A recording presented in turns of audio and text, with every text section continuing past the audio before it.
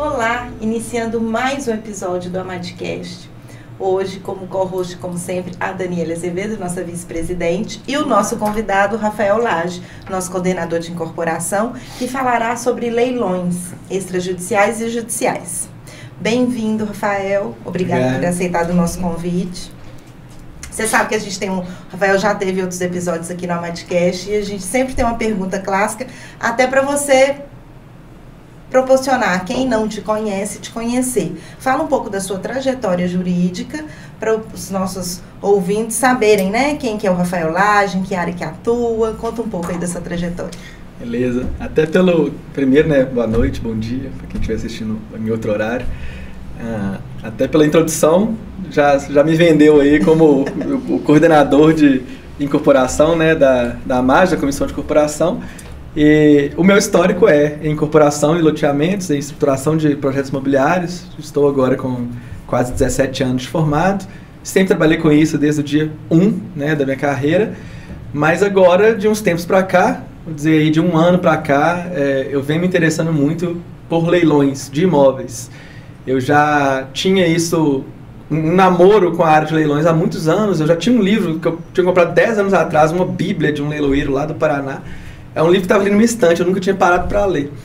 Mas o que foi a fagulha, assim, para mim, para eu realmente começar a olhar para essa área, foi o congresso da OAB, da Comissão de Imobiliário da OAB do ano passado. Teve um painel de leilões, foi a Luana Guedes, lá do Recife, ela veio. E depois do congresso a gente saiu, né, os palestrantes, não lembro se vocês estavam, não, acho que você não, à noite não. E a gente conversou muito sobre isso e ela me falou um pouco sobre as experiências dela, eu já estou com isso há muitos anos. Me falou sobre o mercado, sobre o que ele oferece e ali, para mim, foi uma fagulha que já acendeu uma fogueira imensa aqui dentro de mim para poder trabalhar com essa área. Então, há aproximadamente um ano eu tenho estudado muito, né, lendo bastante livro, e acompanhando muitas oportunidades, acompanhando muitos leilões, muitas arrematações. Já estou dando assessoria para arrematantes, né? Então, neste momento em que estamos, eu já tenho alguma segurança para falar sobre o assunto e para certamente explicar um pouco para as pessoas, principalmente para o público aqui da AMAG, para os advogados, como que trabalhar com isso e as muitas oportunidades que a área oferece. João, então conta para a gente, Rafael, quais são os tipos de leilões existentes, né, e a diferença que tem entre eles? Ok, a gente tem basicamente os leilões, o maior volume de leilões são leilões judiciais e leilões extrajudiciais. A gente tem também um leilão particular. Eu posso pegar um imóvel meu, contratar um leiloeiro, ao invés de contratar um corretor, eu posso contratar um leiloeiro para vender um imóvel meu. O banco, depois também que ele consolida a propriedade, que o imóvel já está em estoque, que ele já passou pelos leilões obrigatórios, ele também pode fazer isso, quase que uma alienação por iniciativa particular. Né? Você troca um corretor por um leiloeiro. Não é muito comum, mas acontece. O mais comum, né, os dois mais comuns são o leilão judicial e o leilão extrajudicial. Então, primeiro, o leilão judicial, ele sempre vai derivar de uma constrição ali em um processo já de cumprimento de sentença ou de execução. Então, você tem que ter, preliminarmente a um leilão, você tem que ter uma penhora ali daquele imóvel, né, um imóvel de propriedade do devedor ou, eventualmente, ainda que não esteja em nome dele, mas que se ficou provado naquele processo que ele tem direitos sobre aquele imóvel, e mesmo um imóvel que esteja ali com um gravame de hipoteca ou de alienação fiduciária em garantia, pode-se penhorar os direitos aquisitivos, por exemplo, na alienação fiduciária. Então, se ele já pagou ali, por exemplo, 80% do saldo devedor, ele tem um direito real de aquisição. Quando ele é um proprietário, né, com alienação fiduciária, ele tem o direito de quitar a dívida e ficar com o imóvel, de cancelar aquela alienação fiduciária. Então, pode-se penhorar esse direito também. Mas o mais comum é que se penhore, né, ou o próprio imóvel ou uma fração dele. E o CPC já tem lá um dispositivo dizendo que quando você penhora a fração, você pode levar o imóvel todo a leilão, independentemente da anuência ou da vontade daquele coproprietário ou cônjuge, ou mesmo um coproprietário que não é seu cônjuge, desde que você garanta que a participação daquela pessoa que não é parte naquele processo, ela seja preservada pelo valor de avaliação. Então acaba sendo um leilão um pouco mais complicado, porque tem um desconto muito pequeno quando você tem um coproprietário. Então, no leilão judicial, você tem uma penhora, e depois dessa penhora, o juiz designa um leiloeiro, que vai ali trazer um edital. O leiloeiro que monta o edital, a maioria das vezes não é o juiz que faz, não é um servidor, é o leiloeiro que já traz para os autos um edital de leilão com as datas de primeiro e segundo leilão. E aí, rapidamente, para a gente entender que o leilão também judicial, ele tem diferenças na justiça comum, na justiça trabalhista e ainda no processo falimentar. Né? São 3 leis diferentes. Na verdade, você tem o CPC com as regras gerais que são aplicáveis para a justiça comum. Você tem a lei de falências, que vai trazer regras específicas para o leilão de falência, que é basicamente um terceiro leilão em que o imóvel pode ser vendido por R$1. Então, você não tem preço mínimo no leilão de falência. E na trabalhista, a CLT traz ali algumas diferenças, mas a principal delas em relação ao justiça comum é que na trabalhista você já pode, no primeiro leilão, você já pode arrematar o imóvel pelo desconto que o juiz fixar. Normalmente 50%. É o juiz que fixa, sim. Então, esse também é um ponto importante, que não vai dar para falar aqui tudo, mas é o conceito de preço vil, que hoje está se discutindo muito se na alienação fiduciária também existe esse conceito. Eu sou muito contra você tentar aplicar preço vil em alienação fiduciária, porque a lei não foi configurada dessa forma. A lei permite que, não tendo arrematante em 2 leilões, que o banco, que o credor fiduciário, não necessariamente o banco, fique com o imóvel, sem pagar nada para aquele devedor. Então, se ele tiver comprado um lote com alienação fiduciária e pagado 80% do lote, colocado uma casa de 2 vezes o valor do lote ali e deixado de pagar os 20%, pela lei, ele perde tudo e não tem direito a receber nada de volta. Essa é a essência da lei. E é isso que faz o mercado funcionar. Se não fosse isso, a gente não teria o crédito que a gente tem hoje, né? A oferta de crédito que a gente tem hoje. Então, mexer nisso aí, como sugere lá o próprio Carlos Elias, que esteve aqui conosco no Congresso da AMAD, num livro que ele escreveu com o Flávio Tartucci, eles defendem que também deve prevalecer esse conceito de preço vil no leilão extrajudicial. Mas só para arrematar essa pergunta, depois então que o imóvel é levado a leilão, no juízo comum, o primeiro leilão é sempre pelo valor de avaliação, embora o juiz possa, eu já vi também o juiz colocar que no primeiro leilão já dá um desconto ali, já cai para 80% do preço, por exemplo, de avaliação. E no segundo leilão, o juiz também fixa o percentual. Se ele não fixar, o CPC fala que o mínimo é 50%. Mas nada impede, percebam, que o juiz fixe um percentual de 30%. Não é comum, mas, por exemplo, o imóvel já foi para leilão 2 vezes, 3 vezes, não teve rematante. O juiz pode falar, não, então esse imóvel não vale isso aqui que ele está avaliado, eu vou colocar um desconto de 80%, ele pode ser vendido por 20%.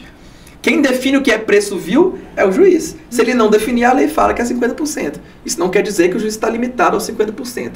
E aí, uma vez designado o leilão, né, hoje, depois da pandemia principalmente, 99%, se não 100% dos leilões ou são exclusivamente online ou são híbridos. Então a gente tem os leiloeiros mais das antigas, aqui em BH tem um que ele faz lá no Maria das Tranças, no restaurante lá no São Francisco, mas transmite ao vivo, online. Então você pode dar lance online, pode dar lance presencial. Eu já fui lá no presencial e é uma bobeira você ir hoje, porque é muito mais fácil no computador você fazer o lance. Desde que, claro, o sistema do leiloeiro seja bom. E, então, inicia-se o primeiro leilão, né, e nunca é um leilão de um único imóvel. O leiloeiro ele faz vários lotes de vários imóveis, então a gente está falando ali de 100, 150 imóveis, um leiloeiro maior. E na ordem que ele coloca no site lá, pelo número que ele colocou, como se fosse uma pauta de julgamento, é que ele vai chamando na data de fechamento do leilão. Então, se o primeiro leilão termina lá amanhã, às 9 da manhã, às 9, ele abre um auditório virtual ali no site dele, começa a chamar um por um. E aí, os lotes que tiverem tido algum lance até então, ele abre para o pregão, para outras pessoas que quiserem dar lance naquele momento, darem um lance maior. Você tem o chamado incremento mínimo, que é o valor mínimo que você pode dar num próximo lance. E sempre que alguém dá um lance a mais, o tempo recomeça, o relógio zera e vai de novo até... Então não adianta você dar um lance no último segundo achando que você vai ganhar. Não.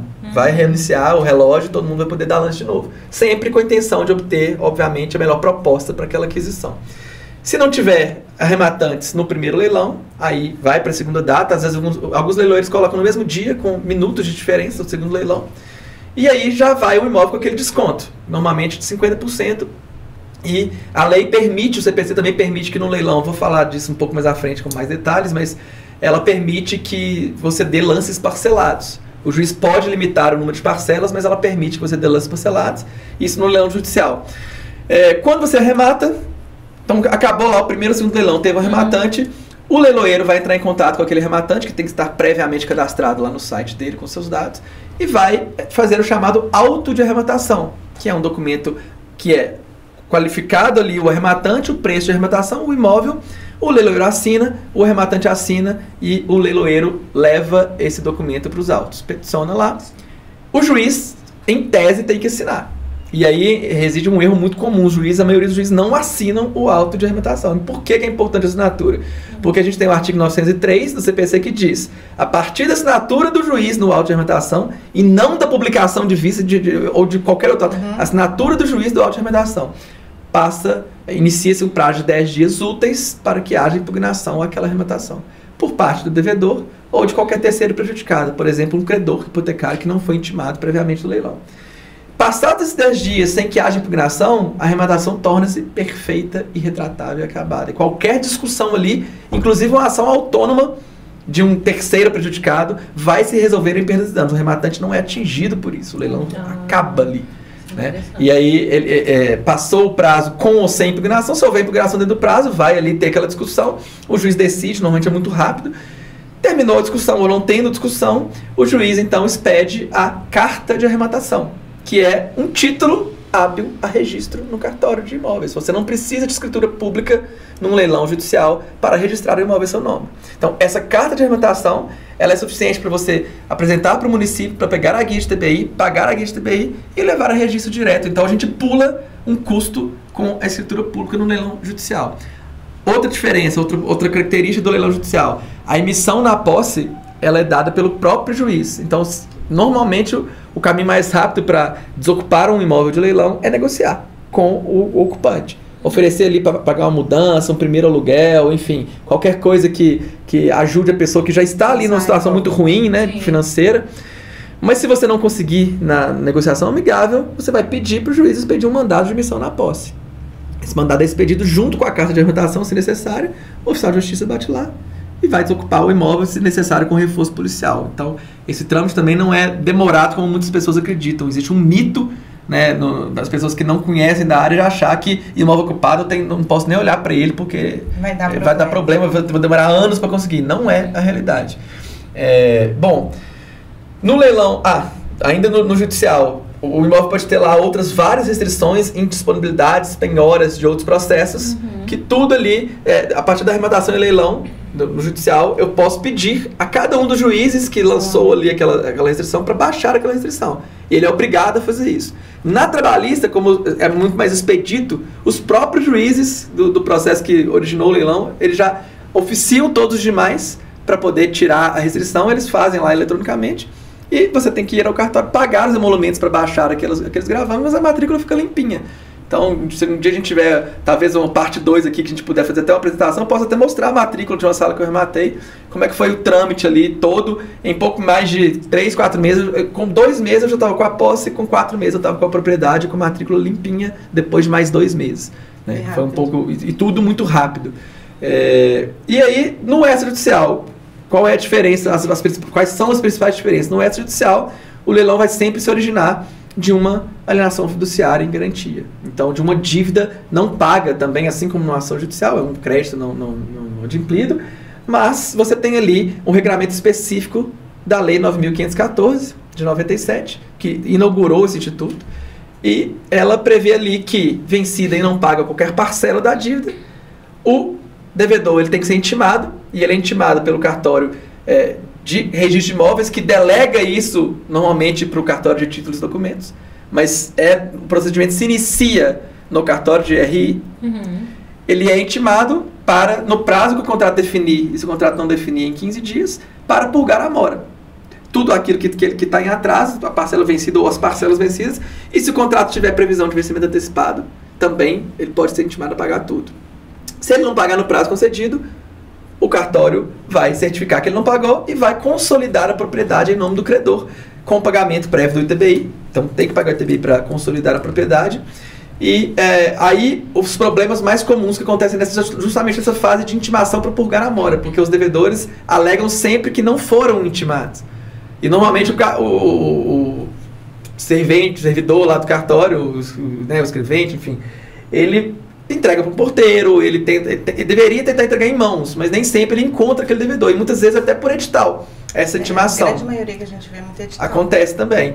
Mas uma vez consolidada a propriedade, é obrigação do banco, e agora esse prazo foi aumentado pela lei de garantias para 60 dias, era de 30, é obrigação do banco promover 2 leilões para a alienação desse imóvel. Então, o primeiro leilão pelo valor atualizado da avaliação, e esse valor é definido lá atrás no contrato que gera aquela alienação fiduciária, vai se atualizar pelo índice eleito, e aquele valor é o mínimo que pode ser arrematado o imóvel no primeiro leilão. E no segundo leilão, pelo valor da dívida. Há diferenças também se o imóvel é residencial ou não. Agora, essas diferenças foram inauguradas também com a lei de garantias deste ano. Mas não dá tempo de a gente falar isso aqui. Mas é importante entender só que, uma vez feito o procedimento de leilão, no segundo leilão é valor da dívida e encargos ali atualizados, inclusive comissão do leiloeiro. Que o imóvel pode ir para a leilão no extrajudicial por 20% ou 30% do seu valor de mercado. Ou porque a avaliação está muito antiga e defasada, ou porque o devedor já pagou uma parte muito grande da dívida e falta pouco para pagar e o imóvel valorizou no período. E é comum você ter no extrajudicial, mas também não é incomum que o segundo leilão no extra seja o preço mais alto que o primeiro. Às vezes a dívida já extrapolou e muito o valor de avaliação, também não é incomum. Então, no extra, você fez a arrematação, quem vai te dar o título é o credor. Ele vai fazer, aí sim é necessário uma escritura pública. Há relatos de pessoas em alguns estados que conseguem, com uma ata de arrematação preparada pelo banco, levar esse registro direto no cartório. Eu acho que em Minas é muito difícil, porque o lobby dos cartórios aqui de notas, principalmente, é muito grande. Então, acho pouquíssimo provável você conseguir, sem uma escritura pública, um registro de uma arrematação num leilão extrajudicial. Então, a gente tem um custo a mais da escritura em relação ao judicial. E a lei também prevê que a emissão na posse ela vai ser concedida liminarmente para a desocupação em até 60 dias. Então, o prazo no extrajudicial é um pouco maior. Se você não negociar amigavelmente a saída do ocupante, você vai precisar ajuizar uma ação de emissão na posse e ainda depois, ter o prazo todo para conseguir se eliminar, despachar com o juiz, conseguir eliminar, esperar a citação para depois ter que guardar mais 60 dias para ter aquela desocupação. Então, a retomada da posse no extra, eu entendo que ela é mais complexa, mais difícil que no judicial. Basicamente, são as principais diferenças entre eles. Eu fiquei pensando aqui uma coisa, porque, por exemplo, é legal você falar passo a passo, mas assim, a gente sabe que nos cartórios há muita resistência, né? Eu fiquei pensando aqui, por exemplo, no caso de uma disponibilidade, que seja, por exemplo, hipoteca. E a dívida, normalmente, né, ela está ligada ali ao devedor. Mas você acha que é fácil assim? Se acontecer uma arrematação, aí tem, por exemplo, essa hipoteca. Ela finalizaria e aí seguiria dali para frente a pessoa, eu ficaria com esse gravame, você está entendendo? Entendi. Primeiro, eu não vejo a possibilidade de você ter uma acumulação de gravames no leilão extrajudicial. Porque se você tem uma hipoteca anterior, você não vai conseguir fazer uma alienação judiciária. Hoje você pode até fazer a alienação fiduciária subsequente, mas o credor da segunda, ou se for uma segunda hipoteca, ele não pode, ele não tem o direito direto, ele não leva o imóvel a leilão, antes do primeiro fazer. Mas no judicial é comum, você ter uma hipoteca e o imóvel ser penhorado num processo que não tem relação nenhuma com aquela hipoteca. Qual é a obrigação do juiz, do exequente? E aí muitos advogados exequentes pecam muito nisso. Não atinam para esse detalhe.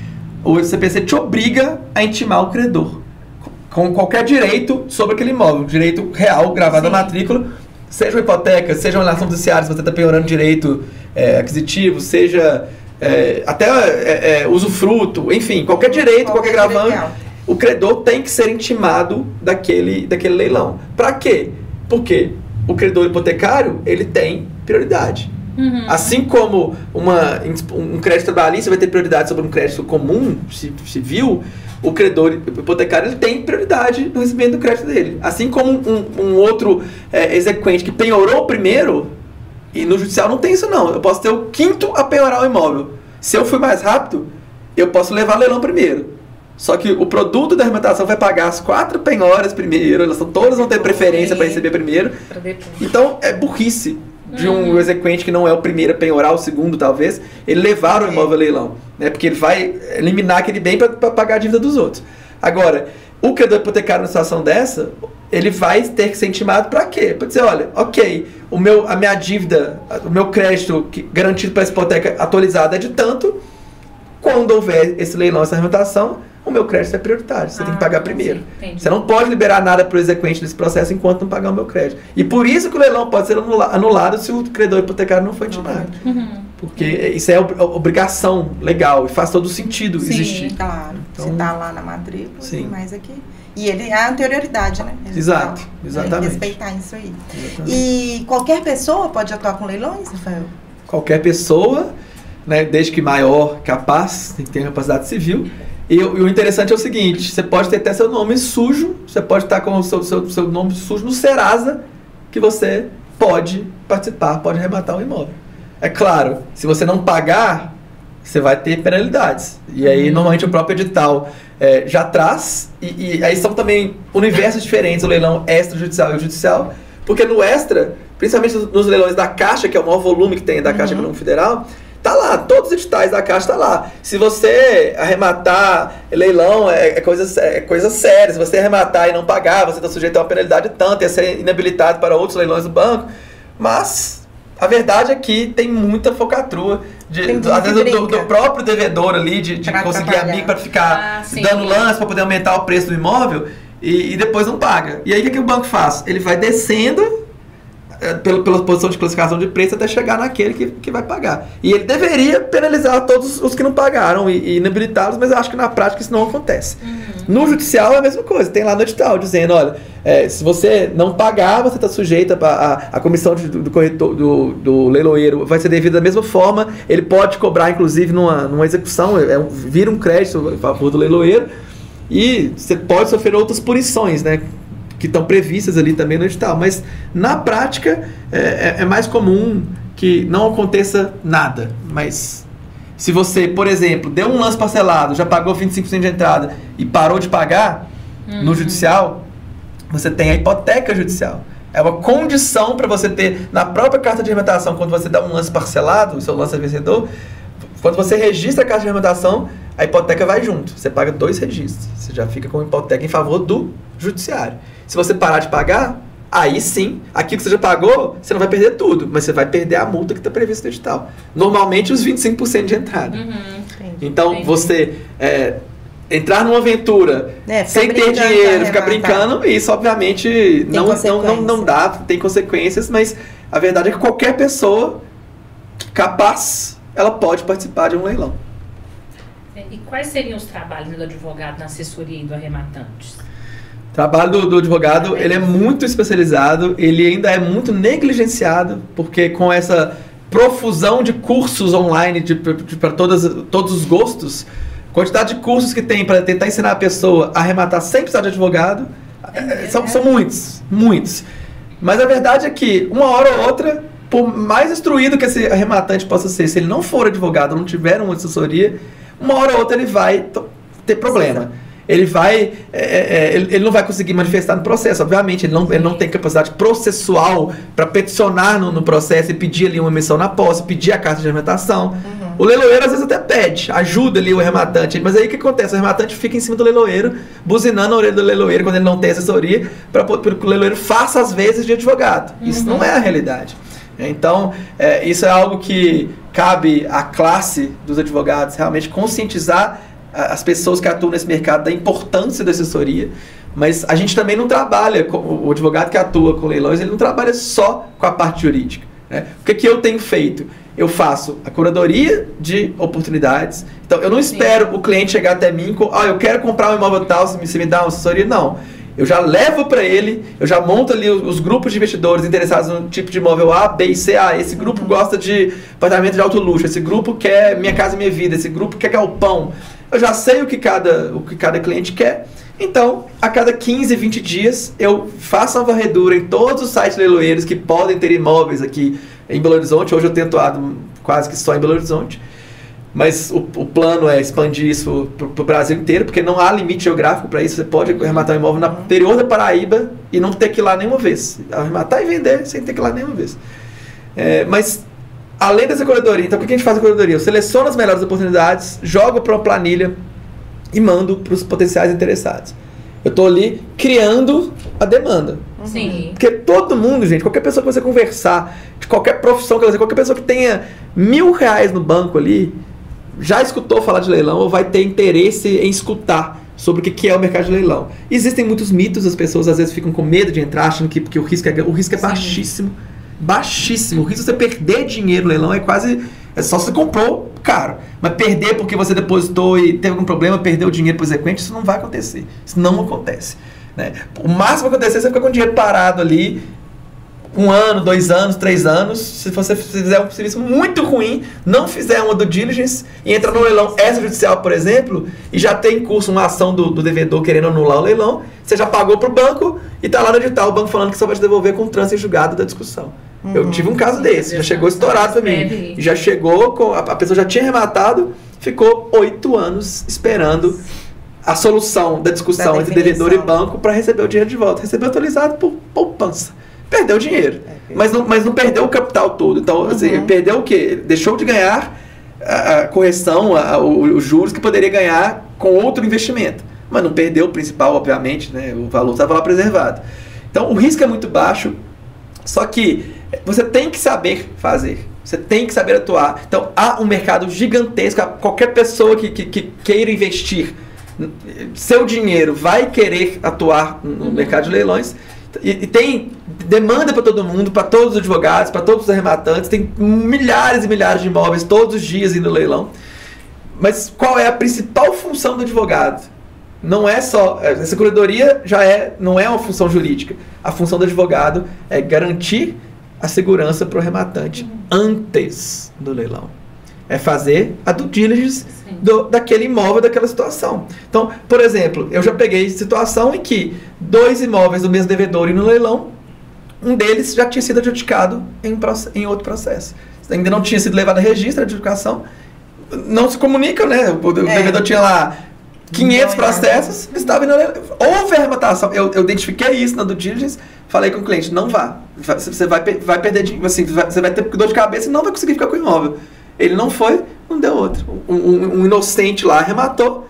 No dia seguinte veio o credor da adjudicação e falou assim, ó, não, esse imóvel é meu. Já adjudiquei, não pode ser leiloado. Eu nem acompanhei mais esse caso, mas assim, de tempos em tempos eu olho todos os casos que em algum dia eu já estudei para ver o desenrolar, para ver o tempo que levou para poder conseguir pós-propriedade. Então, essa due diligence é muito diferente da due diligence de uma compra e venda. Sim. É muito diferente, porque o leilão é considerado uma forma de aquisição originária da propriedade. O judiciário já pacificou isso, a STJ já pacificou isso. Não é igual os campeões que você gera uma matrícula nova, limpinha, mas é considerado uma forma de aquisição originária. Por quê? Aquisição originária. Porque a gente tem 2 dispositivos, um no CTN e um no CPC, que falam que o rematante não responde por débitos incidentes sobre imóvel. Então, no CTN fala que os débitos fiscais eles se subrogam no preço da arrematação, e no CPC fala que qualquer crédito sobre o imóvel, inclusive textualmente, o artigo 908, parágrafo 1º, inclusive os débitos de natureza própria terreno, subrogam-se no valor da arrematação. O que isso quer dizer? Que o valor do produto ali que o rematante pagou tem que ser suficiente para pagar tudo. Se não for, vai ser pago pela ordem de preferência legal. Crédito trabalhista, crédito tributário, né? Enfim, muitas vezes o condomínio fica vendo a vista. Então há sempre um embate muito grande entre advogados que atuam para condomínios e advogados que atuam para arrematantes. Mas a due diligence do leilão é diferente. Ela tem que ser... O que você vai estudar? Você vai ver todos os outros processos em curso contra aquele devedor para garantir que nenhum outro teve ali um outro leilão já anterior, uma adjudicação ou algo do tipo, e vai estudar o próprio processo. Não vai precisar ficar preocupado se ele tem 1 bilhão de dívida em nome dele. É irrelevante. Aquele imóvel que está indo para o leilão, você vai receber ele limpo. Você não vai responder pelas dívidas do devedor. Né? Se ele tem 1 milhão de execução fiscal, é irrelevante. Você nunca vai poder falar que houve fraude, como a gente vê. A gente tem que se preocupar no due diligence normal, de saber se tem ali uma dívida ativa, ainda que com certidão positiva com efeito negativo, a gente tem que verificar qual é a dívida, porque você já deve ter visto. Não tem 6 meses que teve uma decisão do STJ, que não é novidade nenhuma, que aplicou lá, acho que o artigo 185 do CTN, que fala que presume-se em fraude a alienação de bens quando existir dívida ativa, independentemente de haver execução fiscal ajuizada. Então, mesmo que não tenha processo, Se já existir a dívida lançada, a dívida ativa, o crédito estiver lançado, você presume-se em fraude. E essa decisão anulou-se uma transferência de um imóvel para uma incorporadora, já tinha cooperação registrada, já era o terceiro adquirente do imóvel, anulou tudo e voltou lá para o devedor originário para poder garantir aquela execução fazendária ali, fiscal. Então, no leilão a gente não tem que preocupar com isso. Não tem que preocupar com isso, isso é irrelevante. O cara ter o débito que ele tem. A gente tem que se preocupar muito mais com os aspectos processuais e procedimentais para saber se aquele leilão ele foi precedido de todas as diligências obrigatórias necessárias ou não. Se você validou, ok. Olha, não teve nenhum outro processo em que esse imóvel está leiloado ou adjudicado ou coisa do tipo. Todo o rito foi seguido, todo mundo que tinha que ser intimado foi intimado. E teve a oportunidade de se manifestar, acabou. Corre para abraço, pode arrematar feliz e tranquilo que não tem erro. Então, o risco é muito menor, inclusive, que numa compra e venda direta. O risco é muito menor. E as pessoas, assim, acho que a grande parte das pessoas não tem essa visão ainda, não entende isso ainda. Então, essa do diligence é muito importante e depois, obviamente, o advogado vai atuar na obtenção da posse da propriedade, vai atuar no processo ou junto ao banco, enfim, para assessorar também na etapa de registro da carta de arrematação, da escritura e, eventualmente, que é o meu projeto até atuando com isso, você já ter ali outros serviços agregados, como, por exemplo, um corretor parceiro já podendo vender aquele imóvel para o arrematante, uma construtora que vai fazer uma reforma. Isso, claro, não é função jurídica, mas dentro de uma atuação mais abrangente, de um projeto de atuação com leilões, você pode inserir também esses trabalhos. Eu achei interessante você falar, e é muito parecido com o uso campeão na realidade. Ambos, então, são aquisição originária e a matrícula é limpa. Não se cria uma nova matrícula. Mas tudo que está lá de indisponibilidade, penhora, hipoteca, tudo cancelado. Sim, é tudo cancelado. Então, é muito parecido. Sim, você tem que correr atrás disso. Não, claro. Mas efeito não vai para o arrematante. Sim. E para quem está uso capindo, o efeito praticamente o mesmo. Exatamente. Porque não vai atingir o imóvel. Exatamente. Né? Mesmo que seja alguma dívida, inclusive para o PRI. Vai depender muito da situação. Sim. E a respeito da arrematação, Rafael, você comentou que pode ser parcelado, isso pode ser, por exemplo, agora falando para o arrematante, às vezes muitos têm dúvidas, eu posso fazer esse pagamento parcelado, pode ser financiado, fala um pouco para a gente a respeito. Então a gente tem também mais diferenças entre o judicial e o extrajudicial. No judicial, a lei prevê, o CPC prevê que você pode dar um lance parcelado com 25% de entrada e o restante em até 30 parcelas. Não é um financiamento, vejam bem. Não incide juros sobre essas parcelas, mesmo elas alcançando quase 3 anos de fluxo. Mas, normalmente, o edital já vai prever qual é o índice de correção aplicável. No TJ, normalmente é o INPC, a tabela do TJ. Mas na arrematação que eu fiz, por exemplo, na Justiça do Trabalho, o leiloeiro chegou para mim, não estava no edital, qual que era o índice. Ele falou assim, sugere o índice que você quiser aí. Eu falei, tá bom, TR é quase zero. Passou, homologou. Eu pago R$10 a mais por mês da parcela. Eu dividi em 12. Então, na Justiça do Trabalho, eles costumam restringir, porque tem lá esse princípio maior de celeridade, de efetividade. Então, eles não costumam deixar você ir até 30 parcelas. O juiz já coloca ali no despacho que designa, ele coloca 10, 12, não muito mais que isso. Nessa arrematação que eu fiz, foram 12 parcelas. E aí eu paguei 25% à vista, o restante em 12 parcelas, faltam 3. Foi no final do ano passado. Só que não é um financiamento. Então, no judicial, quando você parcela, necessariamente você vai ter que gravar a hipoteca judicial em favor do judiciário. Terminou de pagar, como qualquer gravão, você pede a quitação, o juiz vai despachar lá dizendo que foi tudo pago, você vai levar ao cartório e vai baixar aquele gravame. Na alienação fiduciária, vai depender muito do edital também e da situação daquele imóvel. Se é um imóvel que está aí no leilão, já em cumprimento do leilão obrigatório, da consolidação da propriedade, normalmente a Caixa permite que você financie. E aí é um mundo lindo, porque ela permite que você dê 5% de entrada. Nossa, e financie 95% em até 420 meses a taxa de mercado. A taxa que você conseguiria comprando um imóvel no mercado, qualquer imóvel. 10% ao ano de custo efetivo total. Então, você tem a possibilidade no extrajudicial de dar uma entrada muito pequena E com o próprio valor, se você for comprar para alugar, por exemplo, com o próprio valor do aluguel, você consegue pagar as parcelas. Ou se você vendeu ali em 6 meses, vai ter pagado ali nem 10% do valor do imóvel e vai botar seu lucro todo no bolso. Claro que ao vender você tem que quitar o financiamento, como também qualquer situação que você tem o financiamento ativo, você tem que quitar ou transferir para aquele comprador. Mas o seu retorno sobre o investimento, o ROI, ele fica absurdamente alto, porque você colocou pouquíssimo dinheiro naquele negócio e já botou o seu lucro no bolso. O seu lucro, se você fizer a conta entre o lucro e o que você colocou no negócio, essa conta explode. E os bancos privados, normalmente, eles permitem que você dê uma entrada de 20%, 25% e também financie com o próprio banco.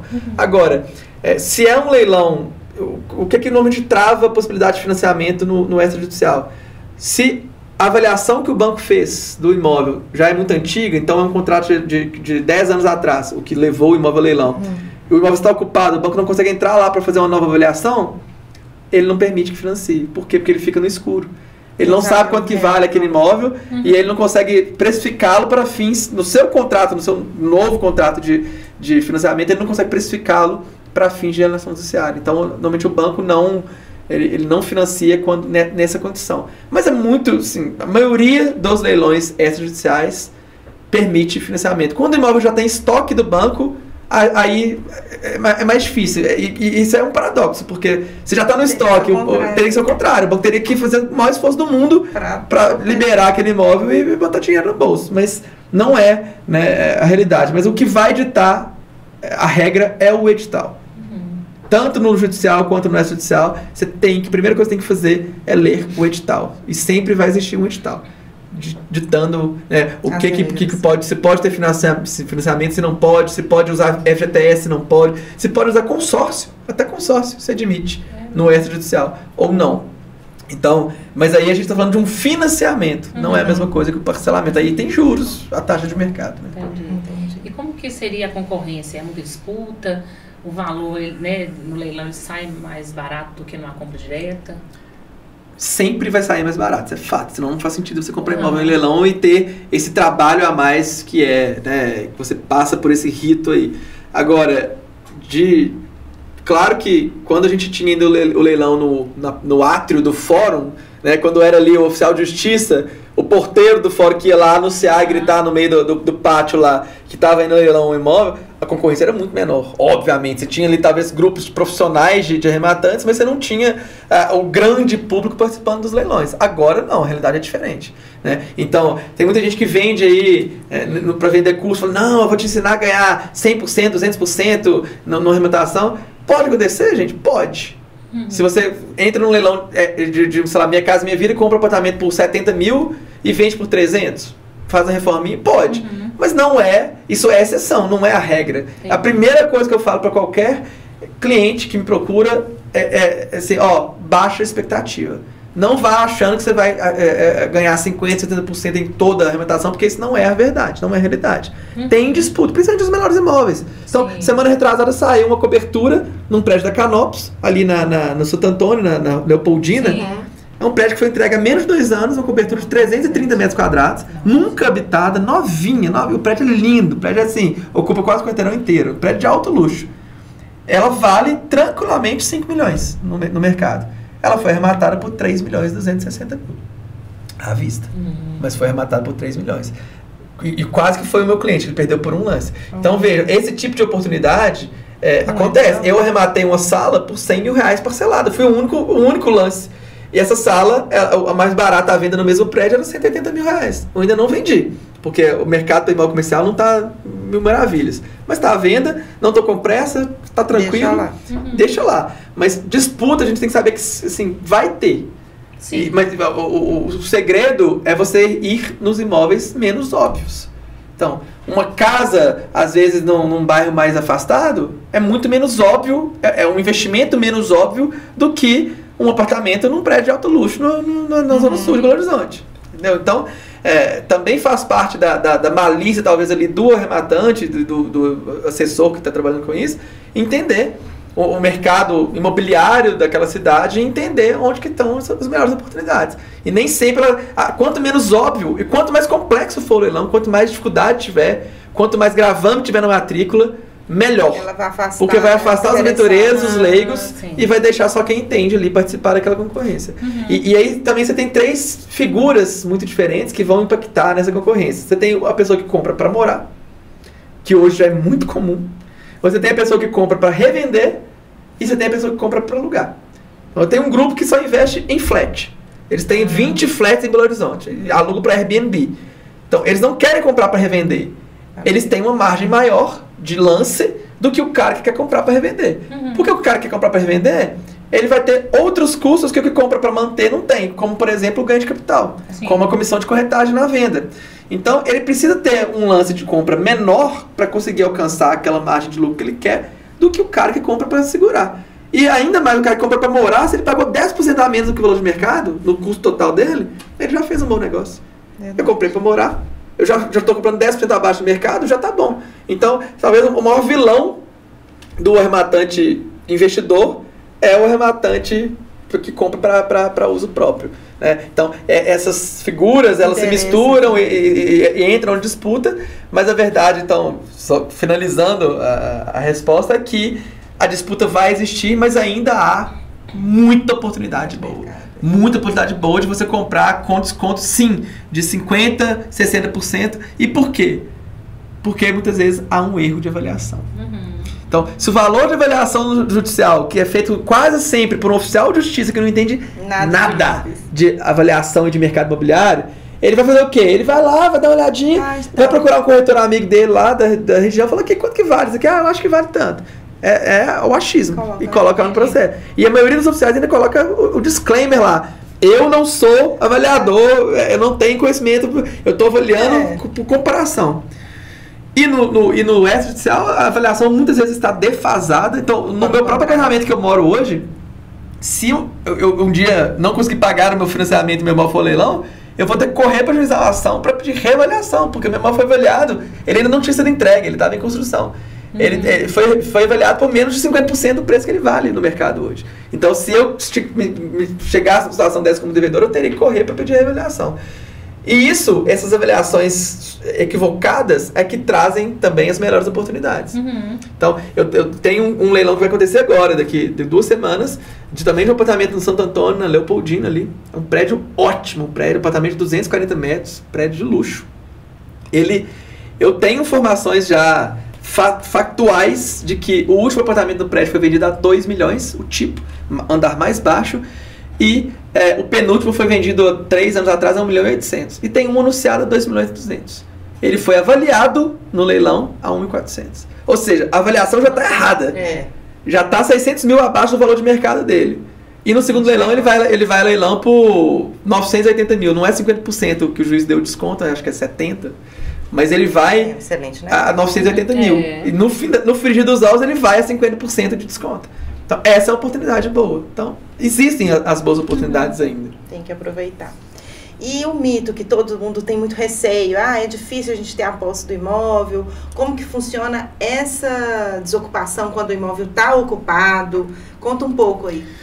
É sempre uma caixinha de surpresas, mas a verdade é que é sempre melhor você já colocar ali na sua planilha de custos um dinheirinho para molhar a mão do ocupante, porque é muito mais fácil você chegar lá com uma abordagem mais amistosa e falar assim, olha, eu sei que você está numa situação muito ruim, mas olha, você já perdeu, eu vou te ajudar no que eu puder aqui, eu te ofereço uma ajuda para você se reerguer. Né? Eu pago a mudança, eu pago um guarda-móveis ali, enquanto ele não muda para outro lugar, eu pago um primeiro aluguel de um outro imóvel, ou mesmo ofereço dinheiro, né, para resolver ali o problema, ou para melhorar, claro, a situação daquele devedor. Eu vou contar o meu caso, né, dessa mesma sala que eu citei, que eu rematei por 100 mil, ela estava ocupada, ela era de uma pessoa física que, por sua vez, era dono de uma faculdade, no centro de BH, a faculdade que quebrou, eu esqueci o nome, no meio da pandemia, e ele morreu. Essa sala, então, ela foi penhorada em várias ações trabalhistas de professores dessa faculdade. Uma delas foi aqui que eu rematei. E a sala estava ocupada pela filha e pela viúva do sujeito. Mas elas não usavam todos os dias, elas tinham lá um baú cheio de tralha lá e praticamente elas iam lá na sala. Então eu busquei essa informação, antes de arrematar, eu já sabia que elas estavam lá.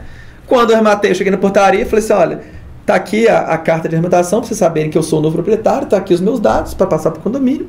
E o meu telefone, que por favor te peço que informe para quem estiver ocupando a sala. Eu não vou lá. Ele falou, você quer subir lá agora? Eu falei assim, não, eu não vou já entrar no embate direto. Tá aqui meu telefone, na hora que for melhor para ela, liga. No mesmo dia, a filha me ligou, falou, tá, já estamos sabendo da arrematação, nós vamos desocupar. Você pode trazer o chaveiro aqui e trocar a chave. Eu só vou te pedir, como eu tô... a minha mãe tá viajando, tem coisa dela aí, para você depois, quando ela voltar de viagem, abrir a sala para ela tirar as coisas dela. Falei, perfeitamente. No dia seguinte eu fui lá com o chaveiro, troquei o segredo. Tava lá cheio de coisa, mesa, cadeira, computador, enfim. Abri para ela, aí eu fui conhecer pessoalmente a filha. Ela foi, no dia que eu fui com ela estava com um filho, com criancinha lá, então assim, mas foi super tranquilo, não teve nenhum tipo de discussão, enfim, foi bem tranquilo mesmo, ela tirou as coisas dela, depois mais um mês a mãe foi lá e tirou, enfim, mas eu já estava com a posse com um mês, eu não precisei de mandado judicial para ter a posse. Esse é o cenário ideal. Agora, se você tem lá um devedor mais resistente, aí não tem jeito, você vai precisar da força. Mas ainda assim, os prazos são muito curtos. Então, não existe essa possibilidade, esse mito de que você demorar 1 ano, 2 anos para desocupar um imóvel. Isso não existe, gente. Você vai desocupar um imóvel com, no máximo, no pior cenário possível, você vai gastar 4, 5 meses para desocupar um imóvel. Se for tudo muito lento, se o juiz for lento, se você precisar ajuizar a emissão na posse num leilão extrajudicial, você vai conseguir com 4, 5 meses. Né? Claro que é um trabalho bem feito, jurídico bem feito, mas não existe isso aí, né? É um mito mesmo, isso aí não é a realidade. Entendi. A gente vai fazer até essa pergunta mesmo, de quanto tempo que leva, né, para poder... Agora, se, por exemplo, se o imóvel ficar alugado, mesma coisa? Aí vai depender de estar, o que eu particularmente, eu acho que eu vi 2 vezes na vida, um contrato de locação registrado na matrícula do imóvel, averbado na matrícula do imóvel, sim, né? Como a lei permite. A lei de locação ainda fala que você tem que respeitar o contrato. Eu só vi 2 vezes, nos meus 17 anos quase de advocacia. Quase nunca tá. Mas se tiver um locatário lá, a situação é rigorosamente igual. A não ser que o contrato esteja registrado na matrícula.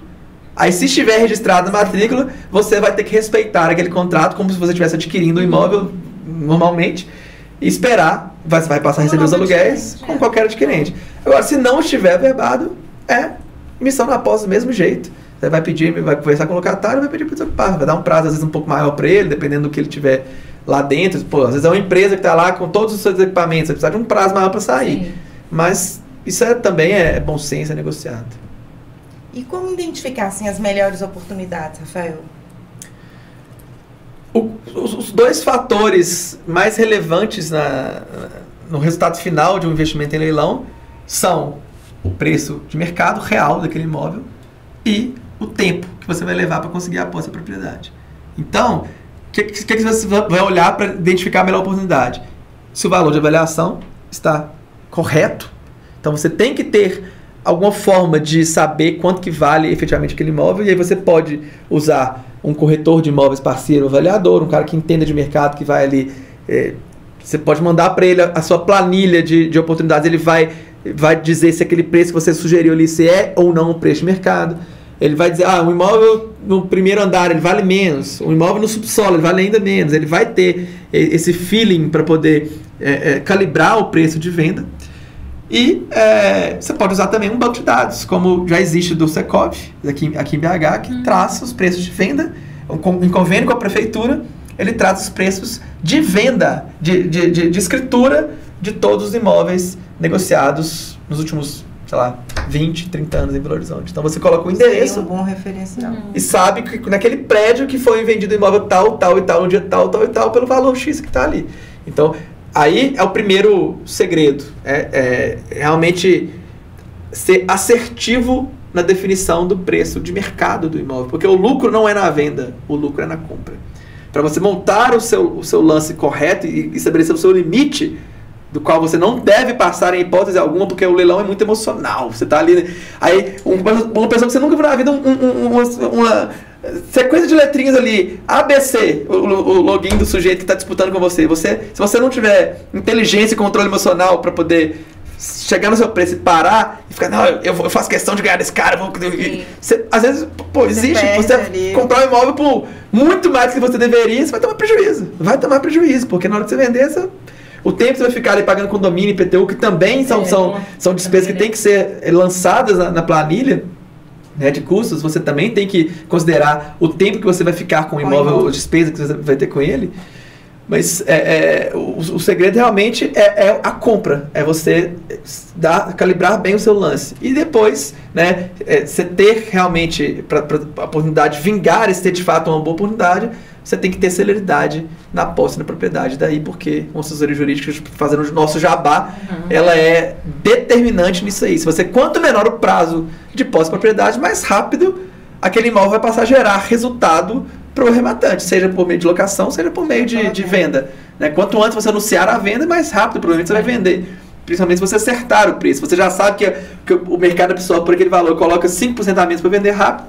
Se você já está com a posse, você vende mais rápido. Então, esses dois fatores são realmente o que fazem a boa oportunidade. Eu fiquei curiosa aqui na situação, porque eu acho que isso está sujeito a acontecer, né? E os casos da pessoa que é resistente, o possuidor está ali, quer sair, e quando sai, ele destrói o imóvel todo. Já aconteceu? É outro mito, tá? Que muitas pessoas acham que assim, né? Principalmente no imóvel mais barato, a pessoa acha que o cara vai levar até a privada do imóvel. Sim. Já aconteceu, gente? Claro, acontece, pode acontecer, mas também não é a regra.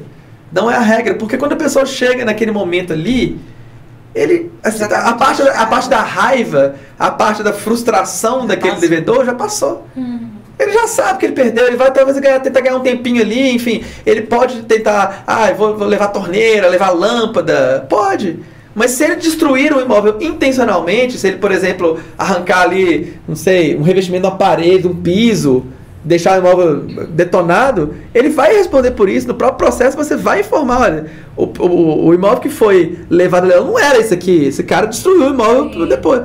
Ou seja, a situação dele vai piorar ainda mais se ele fizer isso. Então, não é a regra. Embora, obviamente, não dê para cravar que isso não vai acontecer, né? Acho que a Adeli está comentando isso até porque quando tem despejo, isso acontece às vezes. Sim, e as pessoas ficam com medo, estou falando até para trazer, né? Tirar realmente a desocupação tem um locatário, assim, né? Não é óbvio que não é regra, mas tem locatários que resistem muito e eles destroem bastante o imóvel. E depois tem que pagar tudo, né?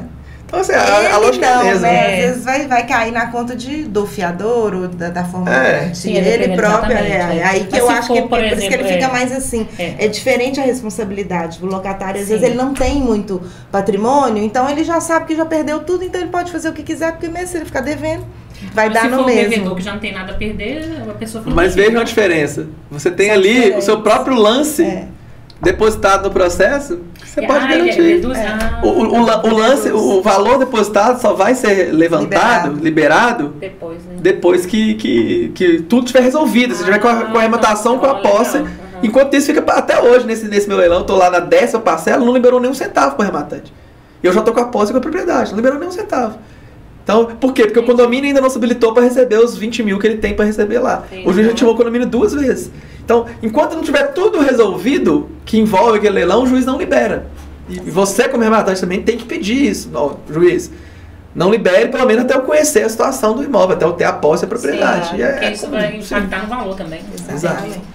Gente, adorei. Tem muita coisa para falar de leilão. Ou seja, não vai conseguir, óbvio, esgotar. A gente até estava conversando com o Rafael que talvez seja necessário a gente marcar um outro podcast para aprofundar um pouco mais, até para os associados da AMAD que queiram, né, estudar e aprofundar no tema, terem uma noção. Hoje foi uma noção bem geral, assim. Bem panorâmica.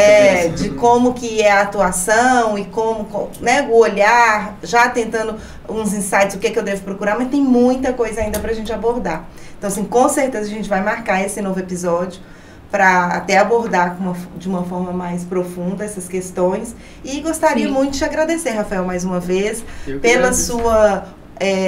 compartilhar mesmo o seu conhecimento. Você estudou muito, agora a gente percebe isso, e agora você tem essa segurança de passar e não está com nenhum receio de compartilhar esse conhecimento com os nossos associados, então a gente só tem a agradecer mesmo.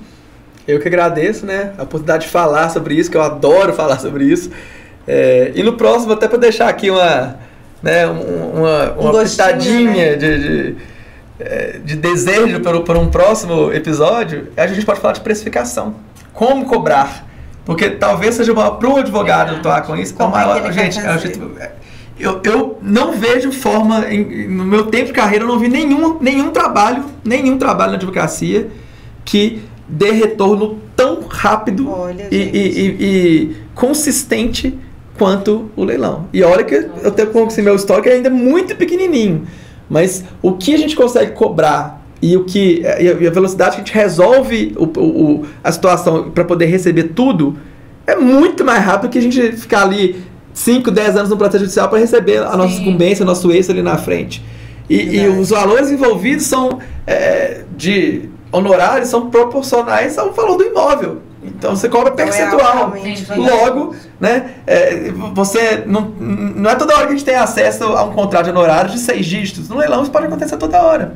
Basta que você encontre a oportunidade e o investidor para entrar nela. Agora, dinheiro, muita gente tem. Então, dinheiro para pagar 4, 5, 10 milhões à vista no imóvel parece absurdo, né? Assim, para os réis mortais como eu, a gente não consegue nem pensar, né, em 10 milhões à vista para comprar um imóvel. Mas são milhares de pessoas só em Belo Horizonte que têm esse dinheiro para fazer isso. Então, a gente pode falar disso no próximo sentada e de outras características, né? Um pouco mais, fazer um aprofundamento, mas... Enfim, eu espero que as pessoas gostem também, mas pra gente poder marcar. Não estou preocupado com concorrência no mercado, porque tem mercado para todo mundo. Então, né, se alguém que estiver nos escutando quiser atuar com leilões ou quiser saber mais sobre isso, eu estou sempre à disposição também. É isso então, gente. Obrigada. Nós vamos ficando por aqui com mais um episódio. Vamos marcar o próximo com o Rafael, até pela precificação, para ampliar mais essa questão aí. É uma oportunidade, né, para a nossa advocacia. Então, é muito importante. Lembrando também que nesse mês a gente vai ter um seminário que a Amade Mulher está apoiando, que é o seminário da comissão da OAB do Barro Preto, subseção do Barro Preto, de Direito Imobiliário, Condominial, e a Amade Mulher apoiando. Vai ser dia 26. Então, fiquem atentos, as inscrições já estão abertas. E em outubro, nós temos também o nosso congresso de Direito Condominial. Então, fiquem atentos, porque a Amade está realmente promovendo vários eventos de aperfeiçoamento jurídico para todos nós. Até mais, e não deixe de nos seguir nas redes.